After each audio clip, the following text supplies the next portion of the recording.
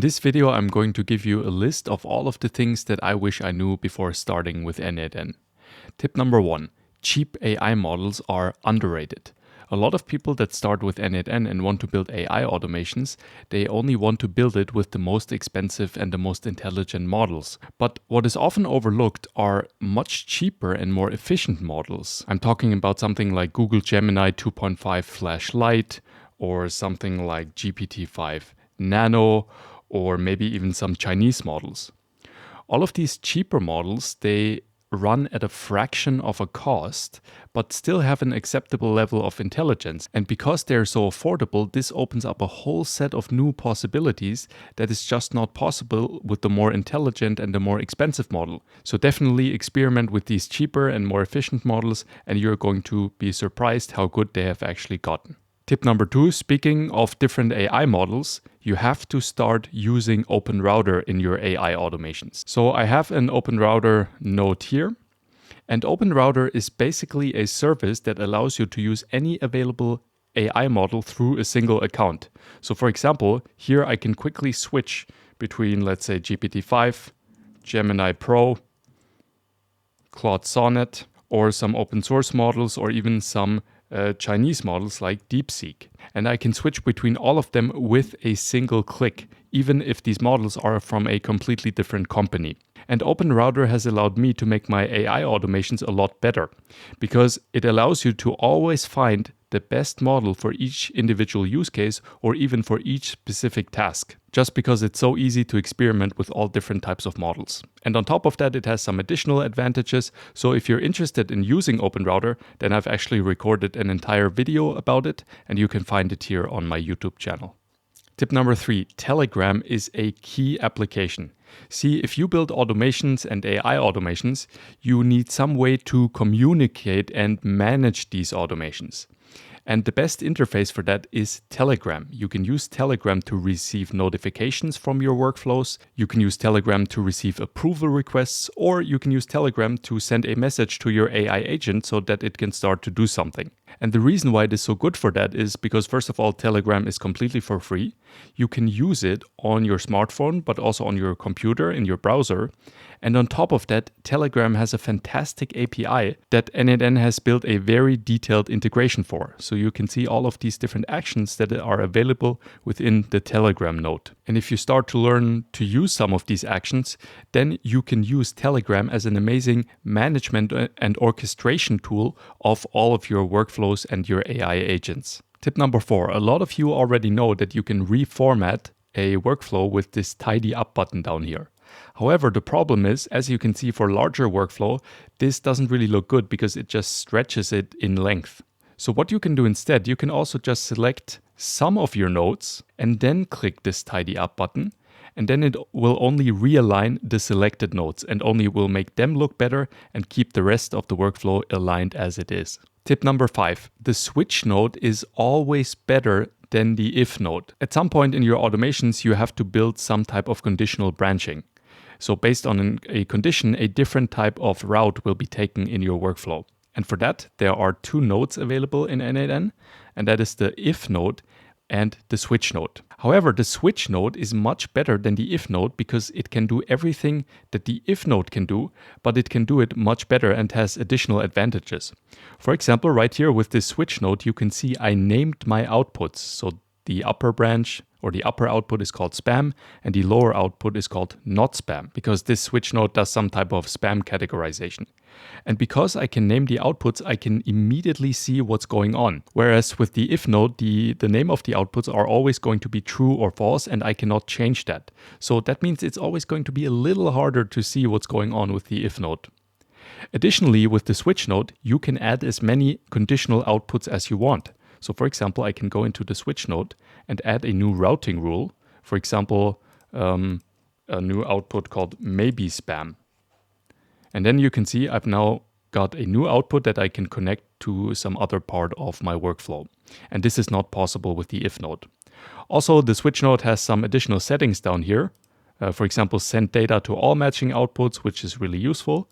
And those settings are not available in the if node either. Tip number 6, data pinning and data editing. So when you run your automation workflow, then every time you run a test, n8n is going to send a request to all external services that you've integrated. For example, here I have Reddit, get some posts from Reddit, and here I send a prompt to Google Gemini. There are two problems with that. First of all, every time I run it, it takes some time, a few seconds to complete that request. But also when I run a lot of tests, then the service could view that as an unnaturally high amount of tests and start to rate limit or even block me. And in order to avoid these two disadvantages, what you can do after executing a workflow once for testing, you can just select some nodes and then hit P on your keyboard. And now you can see they turned purple. And that means now the output data of these nodes is pinned, which means the output data is saved in n8n. If we open up the node, you can see in the output data, it says this data is pinned for test executions. When I now run the automation again, n8n will no longer send a request to the external service, but instead it will use the pinned data. So this means our test runs a lot quicker because the data is immediately available, but also it means that we are no longer at risk of being rate limited or even blocked by these external services for an unnaturally high amount of requests. But the coolest thing about this data pinning is that if we open this up and have a look at the pinned data here, you can see once you pin data, you have the option to edit the data with this data edit icon up here. And if I click this, you can see I can change any section or any part of this output data however I want. So if for test purposes, I want to try out some specific data for the rest of the workflow, instead of hoping that it will eventually appear in the response of this node, I can just pin the data and then enter the test data that I want to run experiments with manually here. And this is really, really useful and allows you to test a lot of different edge cases. Tip number 7, speaking of executing workflows for test purposes, whenever you want to execute a workflow, you can obviously come down here and click this orange button, but you do not have to do that. Instead, you can use a really useful keyboard shortcut, and that is Command Enter on Mac or Control Enter on Windows. And when you press that, then n8n will automatically execute your workflow. Tip number 8 is called the page size equals 1 trick, and that is one of my favorite small mini tricks in n8n. Now, before I show you this little trick, I would quickly like to ask you for a favor. If you enjoyed this content so far, then don't forget to leave a like on the video, because that signals to me that you like this type of content. And then I can produce more videos like this in the future. Okay, page size equals 1 trick. A lot of times when you analyze and optimize your automations, it is quite difficult to see which input led to which output, especially if there are some AI steps involved. So right here I have this AI block, and it's an AI spam categorization node. And this node receives some form submission data from the previous step. Let's switch to table view so that we can see all of them. So here are the form submissions that this node receives. And then it looks at these form submissions and then responds with a AI spam analysis. So it responds if a certain submission is spam and then a short explanation for the decision. Now the problem is, as you can see, it's quite difficult to figure out which of these form submission inputs led to which of these evaluation outputs. I mean, obviously what I could do is I could start to count. So for example, 1, 2, 3, 4, 5. Okay, so this is number 5.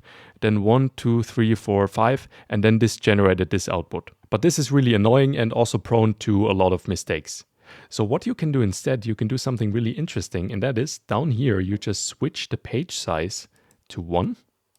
And you also do it for the output data, page size equals 1. And then n8n will only show you one input and one output at a time. And now each of these numbers down here corresponds to a single data item. So for example, if I want to see what output is connected to input number 4, then I just click on 4 here, and I click on 4 over here. And then I can immediately see, okay, this input, this form submission led to this output, to this analysis. And if you have lots of different data, then what you can also do is you can hover over these 3 dots and then click on this forward icon, and then this will always jump 3 items at a time.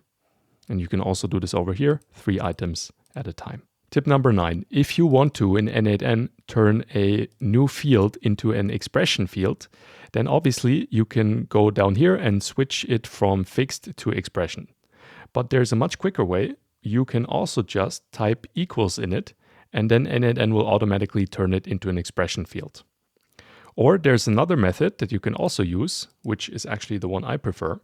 You can just start to type your expression, so with the double curly brackets, then hit space, and n8n will then automatically turn the field into an expression field and then complete or close the double curly brackets. And that leads me to tip number 10, and that is expressions in n8n are everything. If so far you've been only using n8n expressions to map data from a previous step into a field, then you've been really missing out, because these expressions are so much more powerful than that.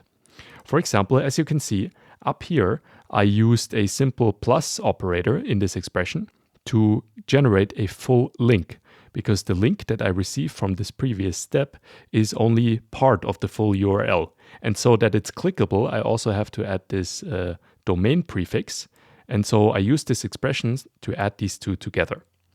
Or here for the content, I've used this conditional operator, the double pipe operator.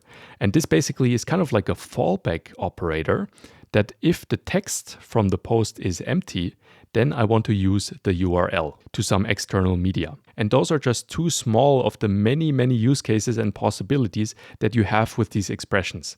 Because whenever you edit an expression, you can see down here, there's this text tip. Anything inside the expression is JavaScript. This means inside of these expressions, you can use the full power of JavaScript. And the cool thing is you don't even have to know how JavaScript works. You just have to know this very small part of JavaScript, which are the expressions. And in case you are interested in learning more about these expressions and more about these technical aspects of n8n, then feel free to check out my course that I've created called Technical n8n Simplified. In that course, I basically teach you all of the technical aspects of n8n completely from the ground up, including expressions. So if you're interested in that, I'll put a link in the video description. Tip number 11, data search. If you have a node and some input or output data that is very complex, so for example, here I get some posts from Reddit, and you can see there is a huge amount of fields in this data item. And it's quite convoluted and it's really hard to see what's going on. And let's say I need to find an ID field because I want to add the ID inside of here. Then obviously I can start and scroll down this page and hope that I will eventually run into the ID field by accident. But what you can do instead, you can just click on this search icon here and then search for whatever you want to find. And then n8n will highlight this search term anywhere it occurs in your data. So let's see the ID. There it is highlighted ID, and then I can drag it here into this field. And this obviously also works in table mode. So if you search something here, let's say I search for n8n, you can see then it highlights that search term wherever it finds it. And the same holds true for the JSON view. Tip number 12, human in the loop. This is also one of my favorites. A lot of people don't know that actually in n8n, you can make your AI results absolutely perfect. I mean, 100% perfect. And that is by using a node from this category called human in the loop. n8n describes it as wait for approval or human input before continuing. If I click on that, you can see it opens up all of these chat applications like Telegram, WhatsApp, Gmail, Discord, and so on and so forth. And basically the way this works is you can use any of these chat applications and make your automation ask you for approval before it can continue. So it will send you an approval request on any of these platforms here. And only once you approve, then the automation will continue. And if you reject, then the automation will stop. So let's have a look at a really interesting example here. Right here, I have this AI node. And the task of this AI node is as follows. So it's using Claude Sonnet in the background. And here the system prompt is, you are an expert at writing controversial Twitter posts to create maximum engagement. I will provide you with a subtopic of digital marketing, and you have to write an extremely provocative and controversial tweet. Only write a single post, not multiple posts, and so on and so forth. So the task of this node is to write an extremely controversial tweet, because these posts usually tend to perform quite well and get a lot of engagement. However, the problem is sometimes they can be a little too controversial and too provocative. So let's run an example. Up here in the user prompt, I have to enter the topic of the post. In this case, I wrote LinkedIn content marketing, and let's execute this step. Okay, let's see what it generated. LinkedIn thought leaders posting the same recycled motivational garbage every day aren't marketers. They are digital parasites feeding off algorithm dopamine while adding zero actual value to anyone's professional life. So as you can see, it is quite controversial and very provocative, and it might be a little too controversial and provocative. And that is why in the next step, I've added this human in the loop ask for approval node with Telegram. And the operation it uses here is send and wait for a response. This is basically the operation you get when you select Telegram here from the human in the loop category. And then here I defined a message. In this case, it only asks me if I want to approve this new Twitter post and then the text of the generated post. And let's execute this.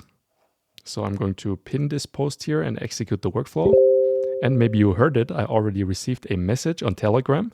And you can see right now, the workflow is still executing. This circle is still spinning, and it is just waiting now for my approval.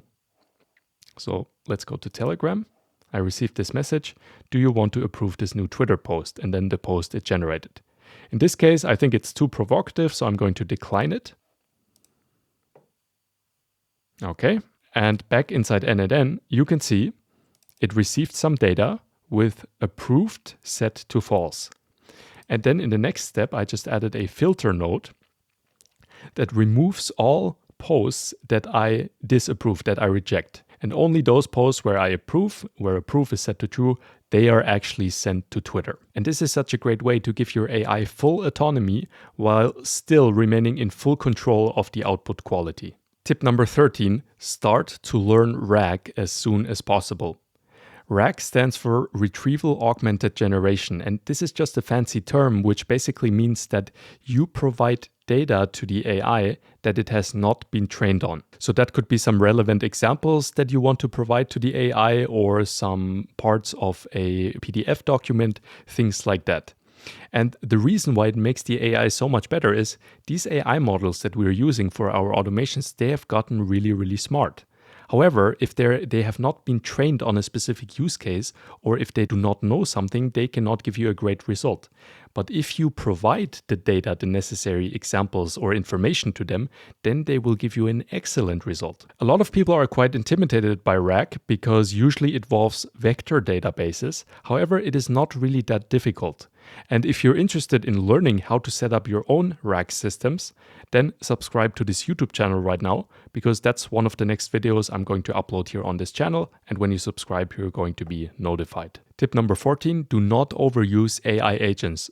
A lot of people that are new to n8n, they discover it and want to use it because they've heard how amazing these AI agents here are.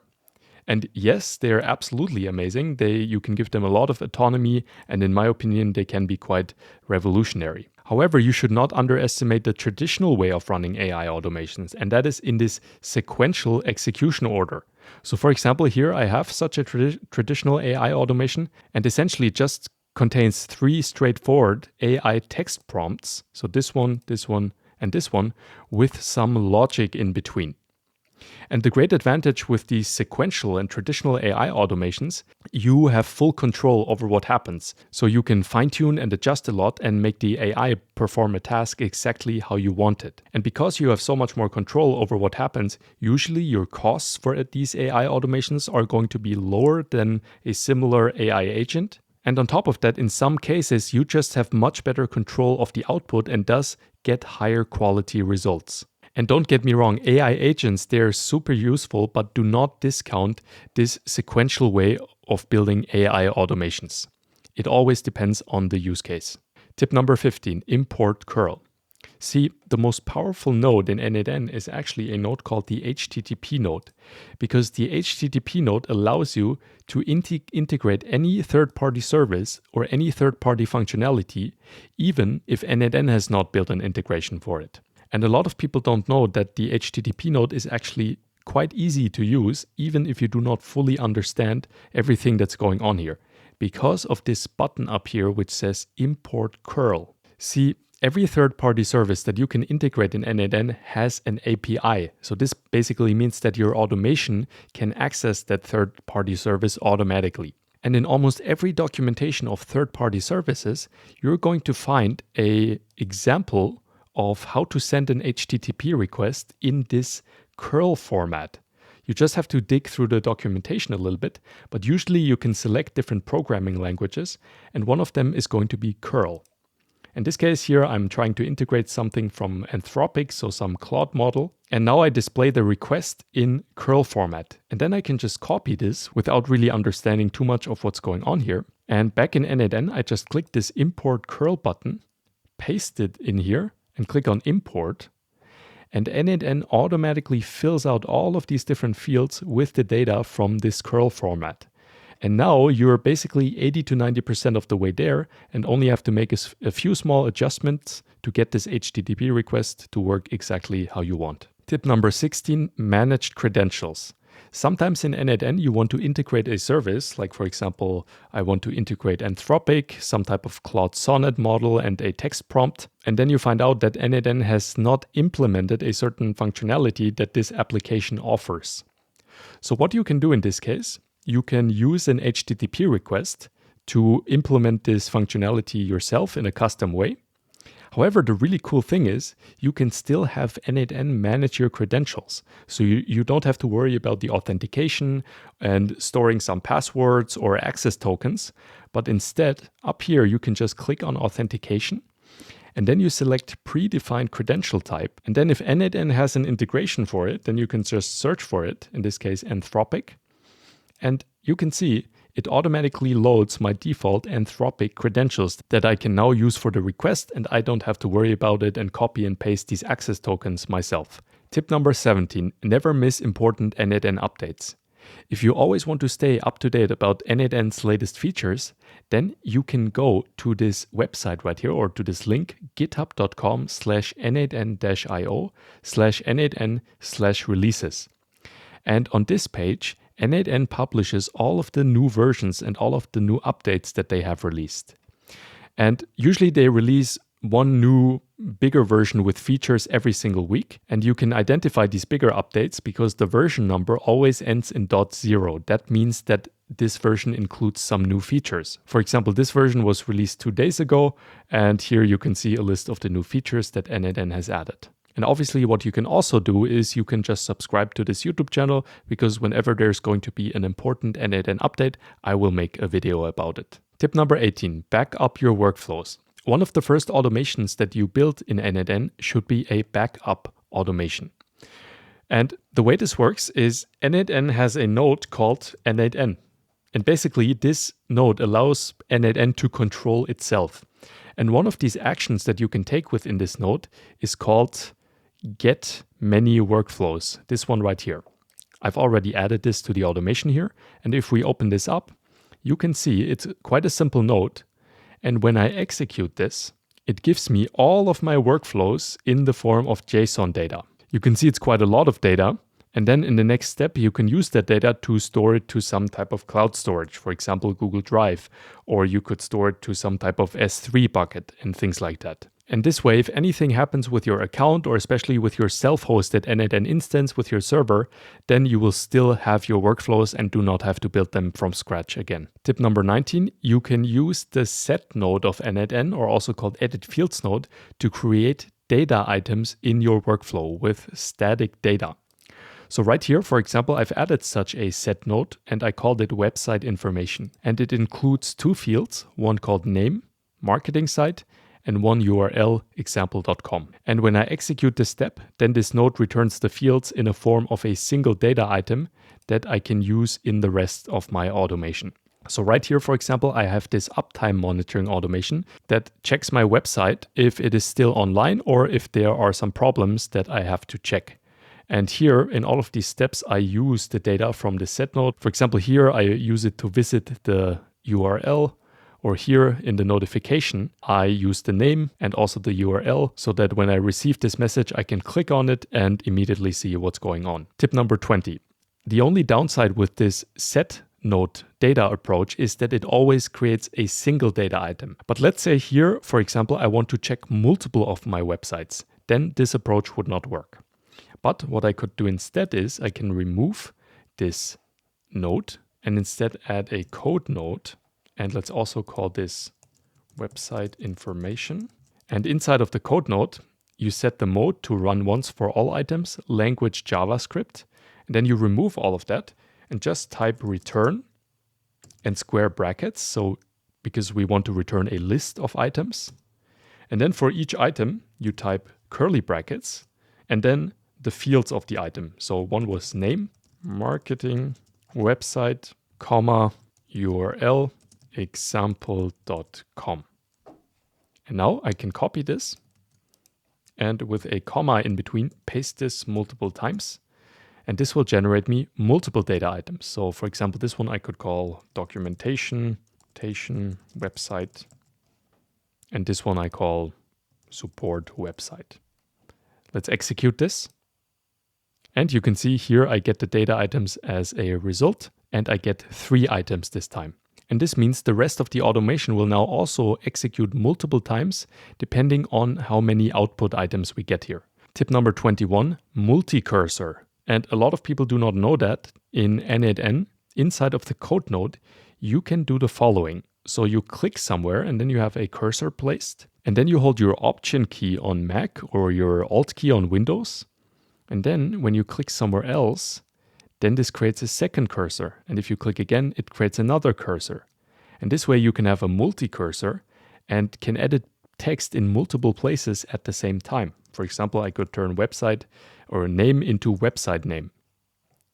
And there's a second way how you can do this. If you select a piece of text, for example, URL, and then hit Command D on Mac or Control D on Windows, then this will select the next occurrence of that piece of text. And if you hit it multiple times, it will select all of the occurrences of that text. And then you can also do the same thing and edit this occurrence in all places at the same time. Tip number 22, AI pre-filtering. A lot of people that want to build AI automations in n8n, they want to use the best and the most intelligent models. And that is a good idea if you want to build the best AI automations. The problem, however, is these intelligent models, they can be really expensive. And to reduce the cost while keeping the quality extremely high, what you can do is you can use the so-called pre-filtering method. And the way pre-filtering works is in between your input and your expensive AI operation with the intelligent model, you put another AI operation, and that is an AI pre-filter. And this operation uses a much cheaper model. In this case, I use Google Gemini 2.5 Flashlight, super cheap and efficient model.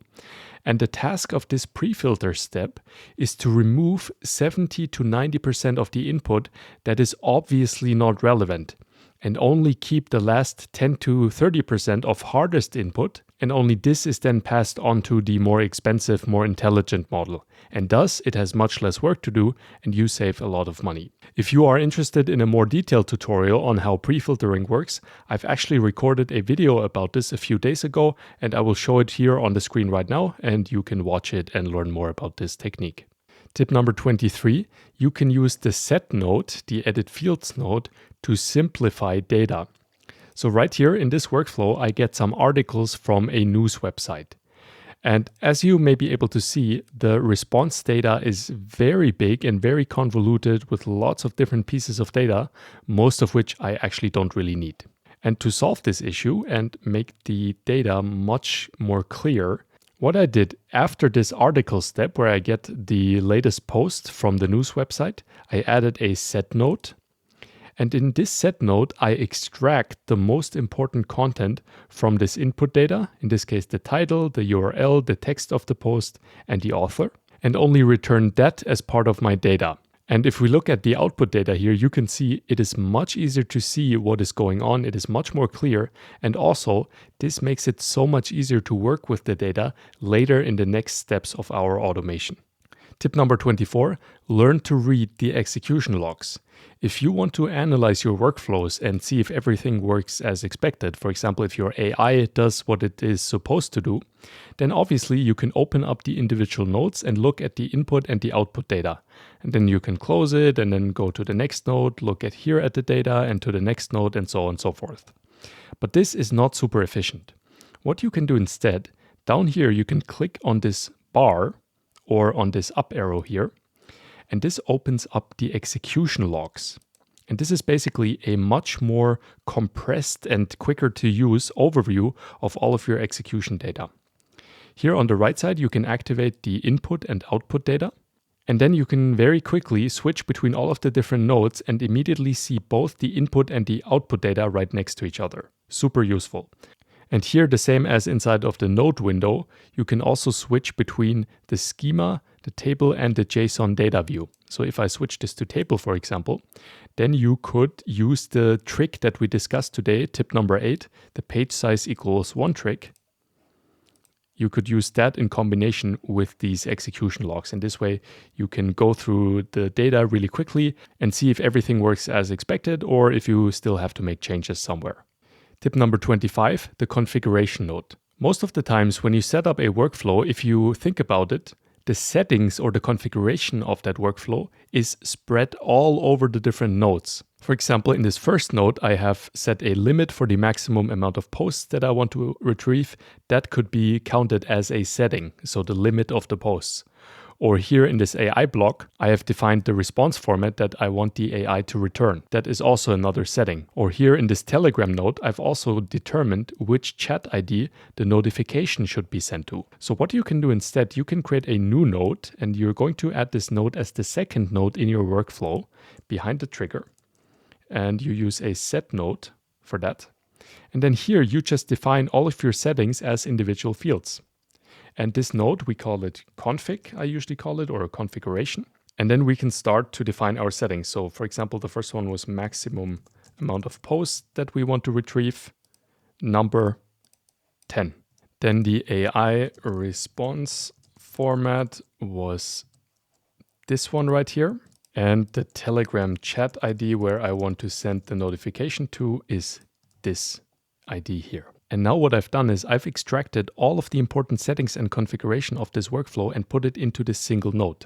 I can then go inside of all of these nodes and replace the hard-coded values with my settings. So instead of writing the 10 here, the limit, I pull whatever number is set in the configuration node. Then we do the same thing for our AI block with the response format. I don't hard-code it here anymore, but instead I go to the configuration node and pull in the AI response format from there. And the same with the Telegram chat ID. I just pull in the Telegram chat ID from the configuration node as well. And now my automation works exactly the same, except all of my settings are in this single node. And this has the great advantage that first of all, I can quickly make changes and test out different things because I only have to make the edits in a single place. But also, if I make changes to my workflow settings in this node, I can be confident that the changes have been made in all of the places. Whereas if I spread my settings across all my different nodes, then sometimes it can happen I make a change somewhere, but I forget to make the change in all necessary nodes. And then my workflow will no longer work as expected. Tip number 26, load execution data. If you want to make changes to your automation, but currently you don't have any execution data available in your nodes, then you don't have to execute your workflow again. But instead, you can just click up here on executions, and there you have a list of all of your previous executions. And here you can select one, and then click on copy to editor. And then this will paste the execution data into your workflow, and you can start to make your changes based on that loaded execution data. Tip number 27, copy JSON. Sometimes you might need to use your execution data and bring it over into another application. For example, if you want to run an AI prompt based on the execution data or want to do some analysis of it. Then what you can do is up here, you just switch the view from schema to JSON. So display the data in JSON view. And then when you hover over the data, you get this copy icon. And then with that copy icon, you can click it. And then you can go, for example, to ChatGPT and paste it as part of your prompt. Tip number 28, name your workflows. And this is one of the most important tips to keep your automations organized.